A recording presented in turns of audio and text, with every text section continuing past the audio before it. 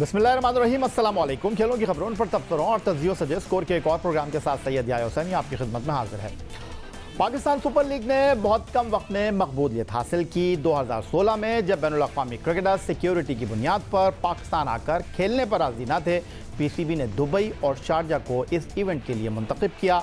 खाली मैदान होने के बावजूद खेल का मेयार और TV प्रोडक्शन का मेयार ने दुनिया को PSL के मेले से भरपूर अंदाज में मुतारिफ करवाया। अलबत्ता भारी सरमायाकारी के बावजूद PSL फ्रेंचाइजीज ने मुसलसल खसारे में जाने के साथ और अपने तहफ़्फ़ुज़ात नज़रअंदाज किए जाने पर लाहौर हाई कोर्ट से रुजू करने का फैसला किया, जहां से फैसला सामने आया कि बोर्ड ऑफ फ्रेंचाइजीज मिल बैठकर मामलात को बेहतर अंदाज में लेकर चलें और लीग को मज़ीद कामयाब और मुस्तहकम बनाने में किरदार अदा करें। National high performance centre Lahore में PCB और फ्रेंचाइजीज मालिकान की बैठक मुनक़िद हुई और इस इजलास की सदारत चेयरमैन पाकिस्तान क्रिकेट बोर्ड एहसान मनी ने की। इजलास के दौरान कोयटा ग्लैडिएटर, कराची किंग्स, पेशावर ज़ल्मी और इस्लामाबाद यूनाइटेड के मालिकान और नुमाइंदे वीडियो लिंक पर मौजूद थे, जबकि लाहौर कलंदर्स और मुल्तान सुल्तान के नुमाइंदे इजलास में मौजूद थे। इजलास में कोई हतमी फैसला तो सामने न आया, अलबत्ता PCB ने बताया कि शुरका ने नेक नियति के साथ शिकायत, तनाज़ात समेत तमाम मामलात पर दो तरफ़ा तबादला ख्याल किया, जबकि नए फाइनेंशियल मॉडल का मुसव्वदा फ्रेंचाइजीज को पेश किया गया है, जिसे उन्हीं की दरख्वास्त पर बनाया गया है, क्योंकि बोर्ड एक मौसर और मुनासिब मॉडल तलाश करने का ख्वाहिशमंद है। दूसरी जानिब इत्तलात हैं कि PSL 2021 एडिशन की बैंक गारंटी जो सारे तनाज़े का सबब बनी थी, इस पर फरीक़ैन के दरमियान फ़िलहाल बात करने से गुरेज किया गया। अलबत्ता बैंक गारंटी पर फ्रेंचाइजीज का मौक़िफ़ सामने आया कि या तो इसे ख़त्म किया जाए या फिर इसे सेंट्रल पूल से मिन्हा किया जाए। इजलास में होम एंड अवे की बुनियाद पर मुकाबलों को मुनक़्क़िद करवाने के साथ टिकट की आमदनी फ्रेंचाइजीज़ को देने की तजवीज़ भी सामने आई। एक तजवीज़ ये भी रखी गई कि इस वक्त फ्रेंचाइजीज़ के लिए डॉलर का जो रेट 164 रुपये है, उसे आइंदा 5 साल के लिए फ़िक्स किया जाए। फ्रेंचाइजीज़ के मुतालबात और तहफ़्फ़ुज़ात पर बोर्ड का मौक़िफ़ सामने आया कि बोर्ड को पब्लिक अकाउंट्स कमेटी को उन समेत तमाम से मामलात और एतराज़ात का सामना है। 2 घंटे जारी रहने वाले इजलास इस नोट पर ख़त्म हुआ कि फ़रीक़ैन आइंदा हफ्तों में इस नए मॉडल से मुताल्लिक़ अपनी फ़ाइनेंशियल और ऑपरेशनल टीमों से मशावरत के बाद तमाम मामलात को जल्द अज जल्द बाहमी इत्तेफ़ाक़ राय से हल करने पर इत्तेफ़ाक़ रखते हैं। अब कुछ बात कर लेते हैं जनाब नेशनल T20 कप की। मुल्तान के बाद अब T20 कप दूसरे मरहले के लिए पिंडी क्रिकेट स्टेडियम रावलपिंडी का रुख कर चुका है, जहां जुम्मे से मुकाबलों का आगाज़ हो रहा है। National T20 cup Zimbabwe team के दौरे पाकिस्तान के हवाले से अहमियत का हामिल है। चीफ सेलेक्टर मिसबाउल हक कह चुके हैं कि जिम्बाब्वे के खिलाफ T20 और वनडे सीरीज़ में नौजवान क्रिकेटर्स को मौका दिया जाएगा, इसीलिए नौजवान क्रिकेटर्स अपनी पूरी क़ुव्वत और सलाहियतों को बरूए कार लाते हुए परफॉर्म कर रहे हैं। एक जानिब जहां नौजवान क्रिकेटर्स एक दूसरे पर सबकत ले जाने के लिए सर धड़ की बाजी लगा रहे हैं, वहीं पाकिस्तान क्रिकेट टीम के 2 विकेट कीपर बैट्समैन साबिक कप्तान सरफराज अहमद और मोहम्मद रिजवान में भी मुकाबला है। दोनों ही क्रिकेटर्स अपनी टीमों की क़यादत के फ़राइज़ अंजाम दे रहे हैं। सरफराज अहमद के कंधों पर सिंध की टीम की जिम्मेदारी है, तो मोहम्मद रिजवान खैबर पख्तूनख्वा की क़यादत के फ़राइज़ अंजाम दे रहे हैं। पहले बात करते हैं इंग्लैंड के खिलाफ टेस्ट सीरीज़ में मैन ऑफ द सीरीज़ का अवार्ड हासिल करने वाले मोहम्मद रिजवान की। नॉर्दर्न के खिलाफ पहले मैच में मोहम्मद रिजवान ने 1 डाउन पोजीशन पर बैटिंग की, मगर फिर बलूचिस्तान के खिलाफ दूसरे मार्के से वो फ़खर जमान के साथ इनिंग का आगाज़ करने के लिए मैदान में उतर रहे हैं। मोहम्मद रिजवान 5 मुकाबलों में 40 की औसत से 160 रन बना चुके हैं। इन 5 मुकाबलों में मोहम्मद रिजवान ने 2 निफ सेंचुरियाँ स्कोर की हैं। बलूचिस्तान के खिलाफ मोहम्मद रिजवान नाकाबिल शिकस्त 57 रन बनाने में कामयाब हुए और सदर्न पंजाब के खिलाफ दाएं हाथ के बल्लेबाज ने 55 रन की इनिंग खेली।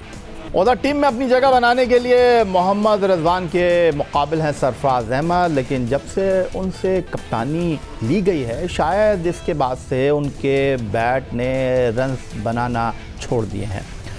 चौथे नंबर पर बल्लेबाजी करते हुए सरफराज अहमद ने 3 मैच खेले और एक में 5वें नंबर पर वो बल्लेबाजी करने के लिए आए, लेकिन चारों मैचों में वो बड़ा स्कोर करने में कामयाब ना हो सके। सरफराज अहमद ने 4 मैच खेलकर 13.33 की औसत से सिर्फ 40 रन बनाए, जिसमें उनका बेहतरीन स्कोर 20 रन है। तो अब सवाल यह है कि जिम्बाब्वे की टीम जब पाकिस्तान का दौरा करेगी, पाकिस्तान जिम्बाब्वे की मेज़बानी करेगा, तो क्या सिर्फ सरफराज और रिजवान के दरमियान मुकाबला है या कोई और भी उनकी जगह ले सकता है? तो उन्हें चैलेंज देने के लिए मैदान में पाकिस्तान अंडर 19 टीम के कप्तान रोहेल नज़ीर भी मौजूद हैं।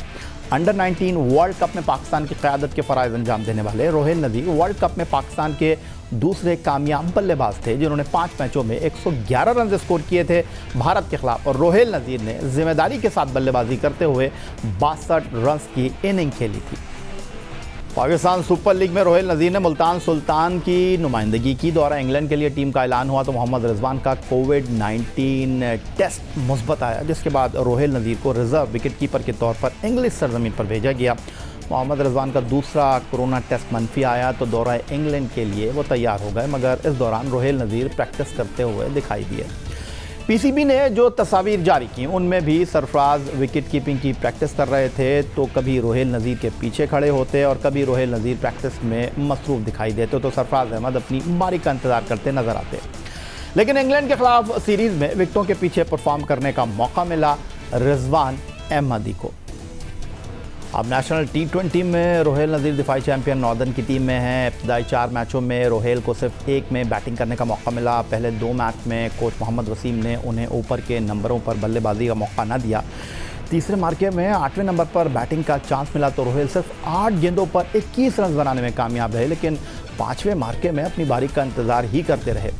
मगर छठे मैच में बलूचिस्तान के खिलाफ रोहेल नज़ीर को 1 डाउन पोजीशन पर मैदान में उतारा गया, जहां रोहेल ने टीम मैनेजमेंट के इस फैसले को दुरुस्त साबित कर दिया और सिर्फ 27 गेंदों पर 5 चौकों और 1 छक्के की मदद से 42 रन की इनिंग खेली और नॉर्दर्न को फतह दिलवाने में अहम किरदार अदा किया।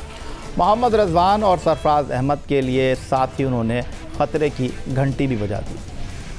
प्रोग्राम में वक्त हुआ है एक ब्रेक का। ब्रेक से वापस लौटेंगे तो Pakistan super league, Pakistan cricket पर गुफ्तगू करेंगे।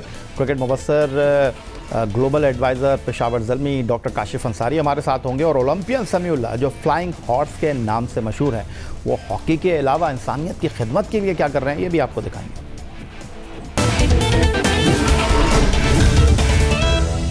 खुशामदीद कहते हैं डॉक्टर काशिफ अंसारी साहब। नेशनल T20 चैम्पियनशिप का आगाज़ हुआ। पहला मरहला मुल्तान में नए डोमेस्टिक निज़ाम के तहत 6 टीमें खेल रही हैं। नॉर्दर्न इस टूर्नामेंट में अपने ज़ात का दिफा कर रही है। 2 मरहले हो चुके हैं। ये इवेंट पहले मरहले में मुल्तान में हुआ। टीमें दूसरे मरहले में पिंडी क्रिकेट स्टेडियम रावलपिंडी में एक दूसरे के मद्दे मुकाबिल होंगी। लेकिन हमने गुज़िश्ता कई सीज़न से इस बात का अंदाज़ा लगाया है कि नेशनल चैम्पियनशिप का परफॉर्मर हो या पाकिस्तान सुपर लीग का परफॉर्मर, दोनों इवेंट के जो परफॉर्मर होते हैं उनके साथ हर तबके का रवैया कुछ मुख्तलिफ होता है। मतलब वो सेलेक्टर्स हों, मीडिया हो, आवाम हो। क्या इसकी वजह यह है कि PSL में मुकाबले का मयार नेशनल T20 से अच्छा है? अगर ऐसा है तो फिर एक ही T20 टूर्नामेंट करा लेना चाहिए। नेशनल T20 कराने का मकसद? जी याया भाई, आपने एक दफ़ा फिर मेरी दुखती रग के ऊपर हाथ रख दिया कि मसला ये है कि पाकिस्तान क्रिकेट जो है वो पाकिस्तान सुपर लीग तक मुहित होकर रह गई है। पाकिस्तान सुपर लीग ही पाकिस्तान की क्रिकेट टीम और पाकिस्तान की क्रिकेट के हाल और मुस्तकबिल की जामिन बनती नज़र आ रही है।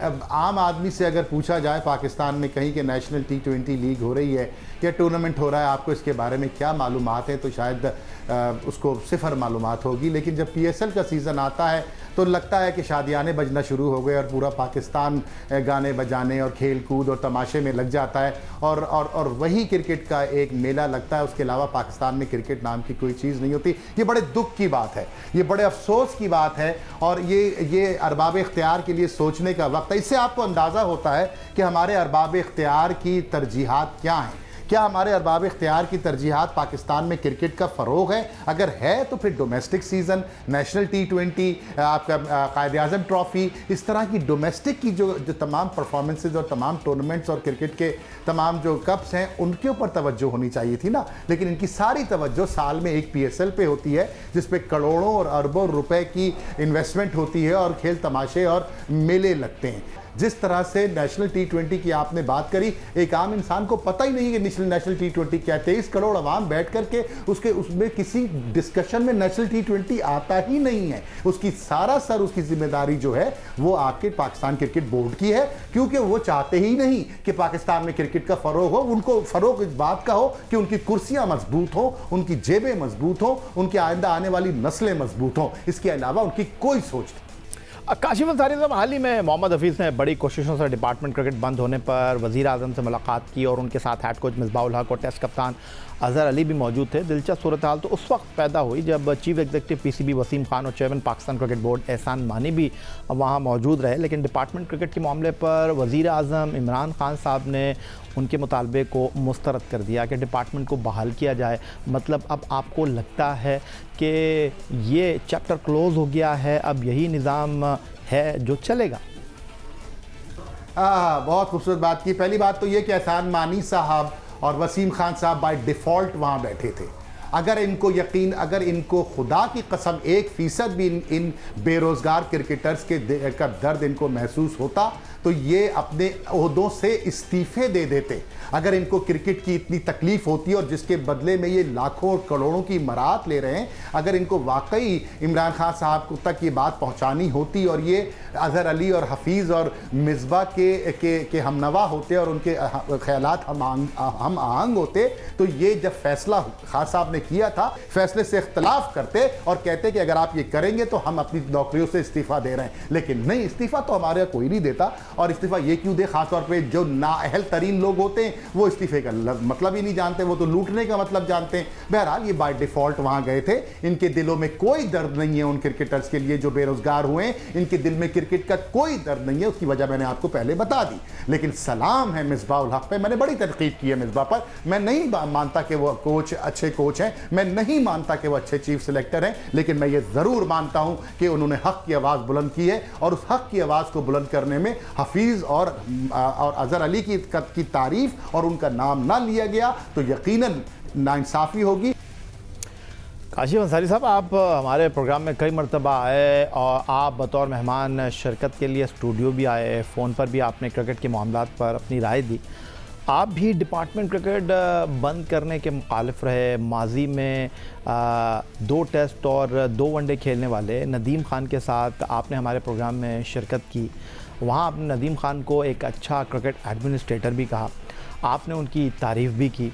अब वही नदीम खान जो अरसा दराज से डिपार्टमेंट क्रिकेट चला रहे थे, डोमेस्टिक सतह पर UBL से वाबस्ता थे, अब वो डायरेक्टर हाई परफॉर्मेंस सेंटर बनकर कह रहे हैं कि डिपार्टमेंट क्रिकेट बंद होना ठीक है। देखिए, अब खिलाड़ियों को अभी कबल अज़ वक्त है नदीम खान साहब के ऊपर कोई तबसरा करना।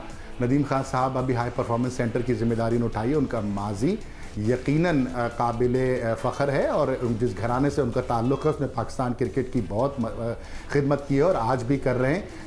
लेकिन ये कहना कि डिपार्टमेंटल क्रिकेट को बंद कर देना मुनासिब है और ये सही है, तो फिर तो ये हुक्मरानों की ज़बान हुई, ये डिक्टेटर्स की ज़बान हुई, ये अवाम की नुमाइंदगी नहीं हुई। सैकड़ों क्रिकेटर, सैकड़ों एनालिस्ट, सैकड़ों तज्ज़ियेकार मतलब सुबह से शाम तक पिछले साल भर से खान साहब के कान में जा कर के उनके सामने बैठ के बबांगे दोहल ये ऐलान कर रहे हैं कि खान साहब ये गलत फैसला है। और नदीम खान साहब की भी शायद यही राय हो इस ओहदे के मिलने से पहले, लेकिन ओहदे के मिलने के बाद अगर राय तब्दील हुई है तो हमें नतीजे का इनका इंतज़ार करना पड़ेगा कि हाई परफॉर्मेंस सेंटर के हेड हैं, साल बर्बाद हो सकता है कि हमको 2 इंज़मामुल हक दे दें, हमें 4 ये वसीम अकरम जैसे बॉलर दे दें, हमें 5-6 ओपनर्स पकड़ा दें, हमें बाबर आजम जैसा बैट्समैन प्रोड्यूस करके दें। हमें अच्छा सोचना चाहिए, क्योंकि अच्छी सोच होगी, पॉजिटिव सोच होगी तो पॉजिटिव बातें होंगी। कह रहे हैं डॉक्टर साहब, आपका बहुत शुक्रिया कि आप मुख्तसर क़याम के लिए पाकिस्तान आए और आपने हमारे प्रोग्राम के लिए वक्त निकाला।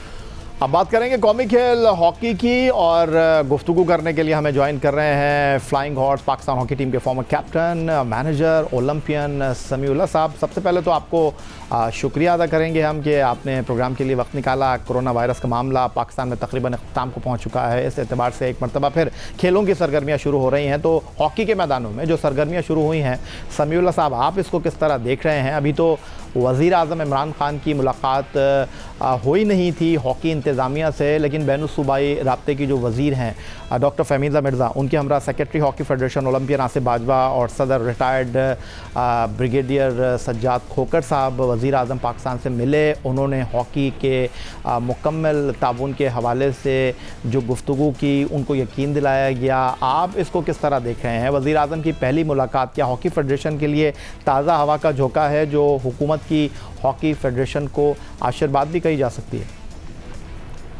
बिल्कुल आप ठीक कह रहे हैं याया, एक्टिविटी होनी चाहिए और मैं खुश हूँ कि अभी क्योंकि जनवरी फरवरी में अंडर 19 का वो एशिया कप होना है, तो उसके लिए पाकिस्तान हॉकी फेडरेशन ने एबटाबाद में कैंप लगाया।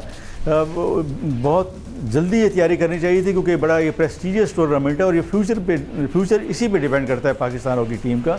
अच्छी एक्टिविटी है, मैं तो इसको सपोर्ट करूंगा और फिर ये कहूँगा मैं कि गवर्नमेंट ऑफ पाकिस्तान फ़ंड ज़रूर दे, बेशक उसका ऑडिट कराए, बेशक उसका जो करना चाहे करे, सुपरवाइज़ करे, लेकिन फ़ंड बहुत ज़रूरी है और खिलाड़ियों की नौकरी बड़ी ज़रूरी है।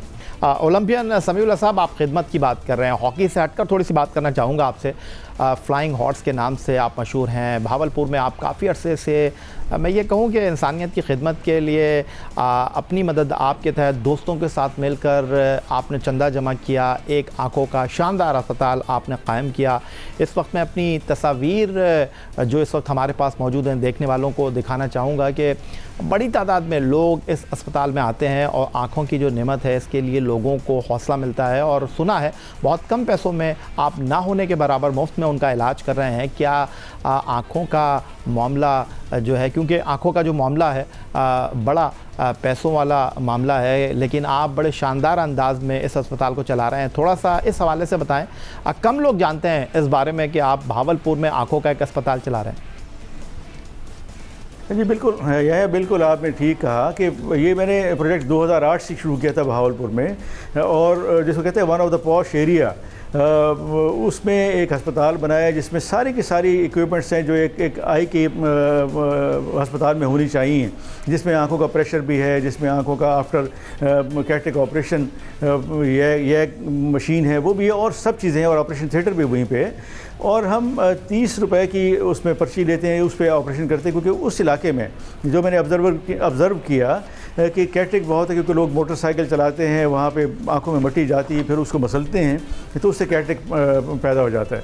ये 6 सितंबर 2012 से मैं और मेरे चंद दोस्त हमने शुरू किया प्रोजेक्ट, और इस वक्त आप हैरान होंगे कि 1,30,000 के करीब लोग देख चुके, आंखें दिखा चुके, तकरीबन कोई 32,000 के करीब हम कैटरेक्ट ऑपरेशन कर चुके, तकरीबन कोई 33,000 के करीब हम फ्री रीडिंग ग्लासेस दे चुके, और अभी भी 26-27 को आज और कल भी उनका ऑपरेशन हो रहे हैं। और कोविड की वजह से हमने 100 से कम करके 50-60 किए हैं, क्योंकि वहाँ पे गुर्बत ज़्यादा है, लोगों के पास पैसे नहीं हैं, और मेरे जो चंद अच्छे दोस्त उन्होंने सपोर्ट किया मुझे, तो ये ऑलमोस्ट हम ये पिछले 9 साल से ये काम कर रहे हैं। बहुत शुक्रिया ओलंपियन समीउल्लाह साहब। आज एक और आपके ज़िंदगी का पहलू हमें देखने को मिला, और आज हमारे देखने वालों ने ये देखा कि ओलंपियन समीउल्लाह जो हॉकी के हवाले से पाकिस्तान में एक बड़ा नाम है, वो भावलपुर में एक आँखों का अस्पताल अपनी मदद आपके तहत चला रहे हैं।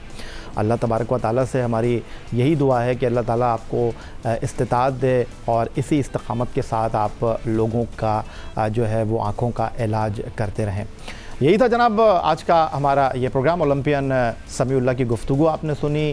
ट्विटर पर आप मुझे फॉलो कर सकते हैं, फेसबुक पर हमारा पेज score.geo न्यूज़, जहाँ जाकर आप इस प्रोग्राम के क्लिप्स एक बार फिर देख सकते हैं, और आप हमें ईमेल कर सकते हैं score@geo.tv पर। इस दुआ इस उम्मीद इस तवक्को के साथ कि पाकिस्तान में खेल और खिलाड़ी तरक्की करते रहें, सैयद याया हुसैन को स्कोर की पूरी टीम के साथ अगले प्रोग्राम तक के लिए इजाज़त दीजिए। अल्लाह हाफ़िज़।